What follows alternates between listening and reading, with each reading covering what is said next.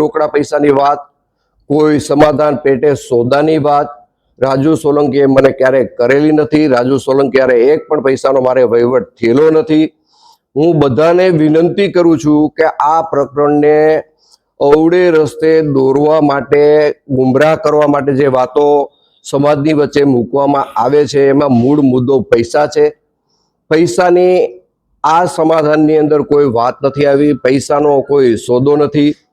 જે મારી અને રાજુ સોલંકીના પરિવાર વચ્ચેની જે ગેરસમજ હતી એ ગેરસમજ અમે સામે બેસીને દૂર કરી છે. મારે આ પ્રકરણમાં વધારે એવું કહેવું છે કે સમગ્ર પ્રકરણ જ્યારે બન્યું ત્યારે સામાન્ય ઉગ્ર બોલાચાલીનો મામલો હતો. આ મામલો વધીને 2 દિવસમાં બનાવ પછી પૂરો થવાનો હતો. પણ રીબડા અનિરુદ્ધે આખા પ્રકરણને ગેરમાર્ગે દોરવા માટે રાજુ સોલંકીને કાંઈ કીધું, સમાધાનનું કાંઈ વાત કરી, આ તે વાત કરી, પૂરેપૂરા સમાજને ગુમરાહ કરવામાં જો મુખ્ય ફાળો કોઈનો હોય તો રીબડા અનિરુદ્ધનો રહ્યો છે. રાજુ સાથે બેઠા પછી મને ઘણી વાતની ખબર પડી કે આ પ્રકરણમાં રાજુ કંઈ દોષિત છે જ નહીં.